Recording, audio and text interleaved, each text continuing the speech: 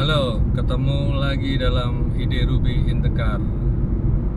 Kali ini saya mau cerita tentang baju, seragam, fashion. Nah, seringkali kalau anak-anak, ini kan biasanya saya cerita dari urusan anak-anak ya. Anak-anak itu misalnya mau pergi ke rumah neneknya gitu ya. Bawa baju berapa? Kita mau pergi apa enggak? Bawa baju pergi apa enggak? Nah, mengistilahkannya baju pergi sama baju rumah, sederhananya begitu.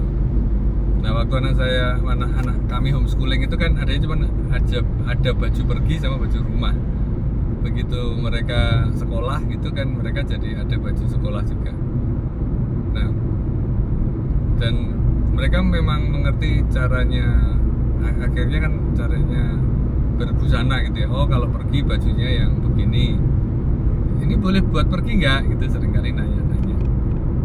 Dan ya itu adalah bagian dari kanak-kanak yang bertumbuh sehingga mereka mempadu padankan apa yang mereka gunakan begitu ya. Nah, saya kemudian kalau beberapa waktu yang lalu itu melihat ada jangan sampai ke situ dulu, ke ini dulu deh. Biasanya kalau saya tuh kerja pelayan toko gitu ya. Kalau pelayan toko itu, apalagi toko baju, kan memang bajunya ganti-ganti karena itu ngikutin fashionnya gitu ya. Oh, lagi musim ini pakai ini, atau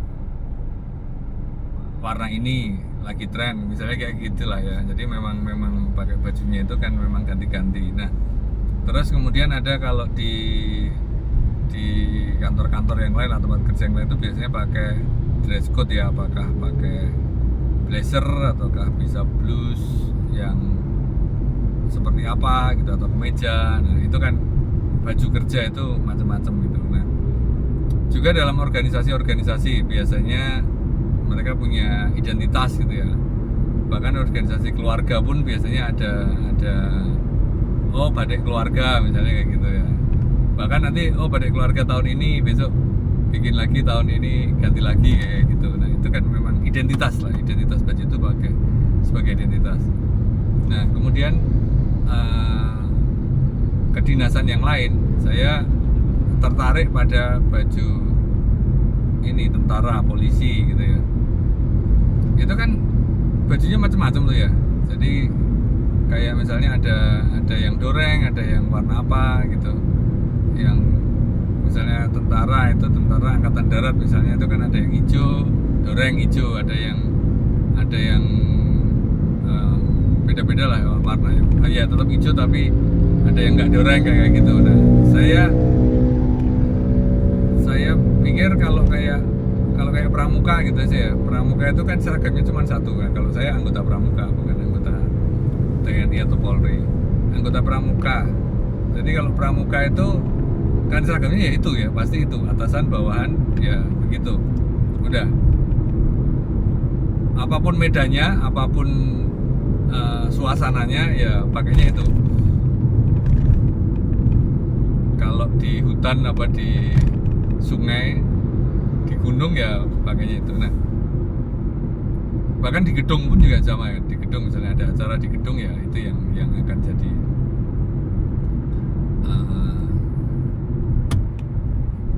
bajunya ya itu, seragamnya itu. Nah, kalau lihat tentara khususnya ya, kalau polisi kan nggak begitu kontras ya bajunya kayak gimana, itu saya nggak begitu perhatiin. Kemarin tuh kayak jas gitu kan yang nggak dimasukkan, itu nggak tahu itu namanya apa. Nah, terus kemudian saya nyari-nyari, ada pakaian dinas umum, pakaian dinas harian, pakaian dinas lapangan atau apa gitu kan. Nah, ternyata loh, kok banyak banget ya memang anunya, baju-bajunya. Padahal saya pikir kalau ya, karena saya anggota pramuka gitu kan, jadi berpikirnya juga dengan cara pramuka kan ya. Pramuka itu kan praktis gitu ya, praktis di mana-mana dan siap sedia gitu, kurang lebih gitulah ya. Nah, kalau tentara itu, bayangan saya kan tentara itu memang siap kan, artinya siap tempur gitu ya, karena namanya juga juga tentara kan, melawan musuh gitu. Mestinya selalu siap tempur karena kita tidak tahu kapan musuh datang. Ya walaupun sekarang itu modelnya itu ada radar, ada detektor apa-apa, tapi kan bisa saja siapapun itu menyerang gitu. Nah itu saya mikirin, kok tentara pakainya baju macam-macam ya? Kan kalau misalnya dia lagi pakai baju resmi ke pesta atau ke perayaan apa gitu, terus kemudian nanti dia harus perang itu gimana ya, pakai apa? Harus ganti baju atau ya perangnya pakai itu gitu. Ini imajinasi saya saja. Karena kan memang banyak negara yang punya, saya nggak tahu ya negara-negara, apakah semua negara itu memang ada klasifikasi pakaiannya atau enggak, itu saya nggak tahu. Nggak sempat riset sampai ke sana. Jadi ini memang bentuk pertanyaan dan kepenasaranan saya saja sebenarnya.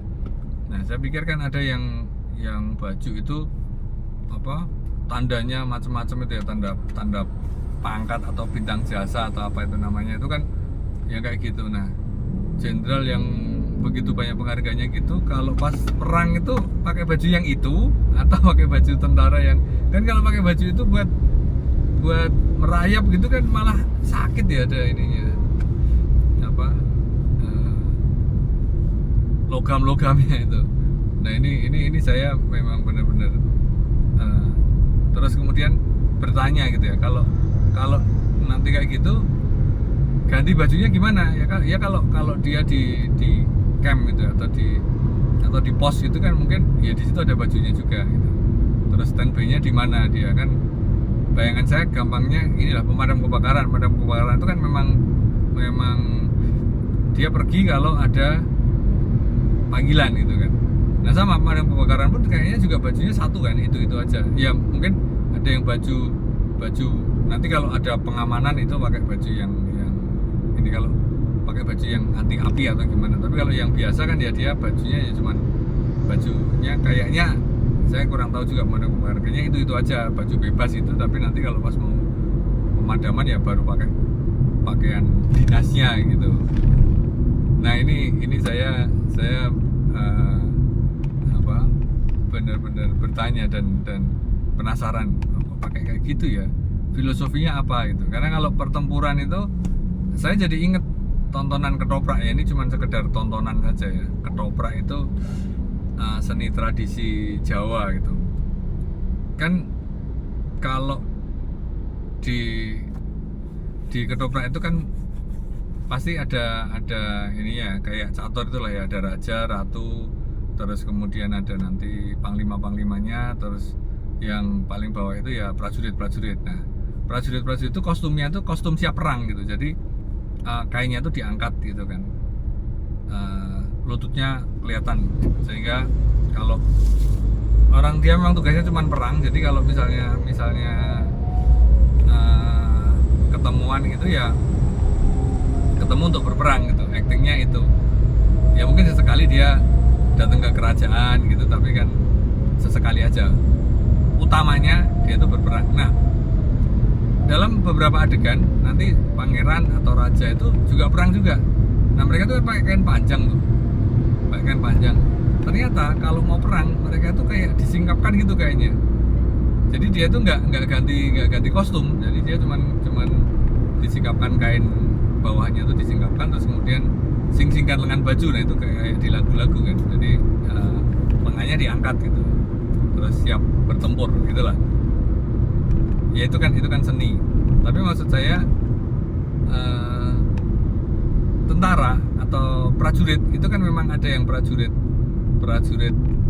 kelas pion gitu ya, kalau kayak di catur itu yang memang siapnya pakai baju itu saja karena dia harus siap bertempur kemanapun. Dan ada yang kelas panglima gitu. Nah kalau panglima itu bajunya seperti apa kan, ini apa, mumpung saya ingat aja, saya sharingkan itu, saya bagikan, saya bertanya-tanya di sini sebenarnya kenapa sih, kalau mungkin ada yang tahu filosofinya gitu, sehingga oh itu ceritanya begini gitu. Kalau di Jawa filosofi baju itu kayak misalnya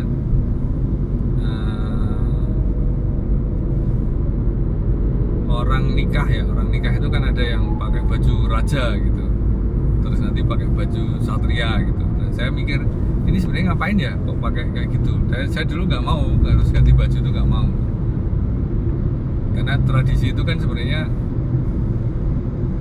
fleksibel ya buat saya. Mau ganti beberapa kali baju ya bisa aja, atau nggak ganti baju ya bisa aja, karena saya pikir nggak praktis sama sekali tuh. Acaranya bakalan lama, dan saya tuh kalau duduk di acara yang membosankan itu saya nggak mau acara saya menjadi acara yang membosankan begitu. Nah, itu kan ada filosofinya, itu pun bisa dipraktiskan gitu ya. Nah, saya pikir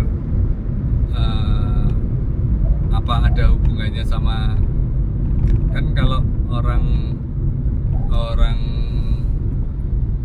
ada api pasti ada asap, ada asap pasti ada apinya, pasti ada penyebabnya, ada kenapa itu filosofinya yang saya pengen tahu. Karena barusan juga ngobrolin tentang ini wisuda itu kan sekarang jadi kayak latah kan ya. Dulu tuh wisuda, yang namanya wisuda gitu tuh pasti menghadiri wisuda itu sudah pasti itu sarjana atau setidaknya D3 lah ya di wisuda itu. Sekarang itu TK di wisuda, SD di wisuda, bahkan pakai toga pula. Nah, saya jadi mikir-mikir, ya dulu itu gimana sih ya kok sampai SD itu pakai wisuda, TK pakai wisuda, ataukah itu buat ngelarisin orang yang jualan toga atau gimana gitu kan itu banyak penyertanya. Jadi akhirnya oh iya ya, semua itu ujung-ujungnya dibuat bisnis.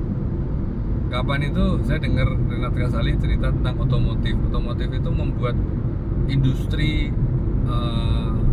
berkembang karena setiap komponen itu menjadi jalur produksi sendiri ya, dan itu ada nilai ekonominya sendiri itu. Terus kemudian setelah jadi misalnya ban itu ada nanti dari pabrik karet, kebun karet bahkan gitu ya. Terus kemudian yang nanti yang logam itu sampai ke pertambangan dan seterusnya. Jadi ada ujung-ujung yang panjang gitu, hulu hilir yang cukup panjang. Nah, dari situ saya mikir memang akhirnya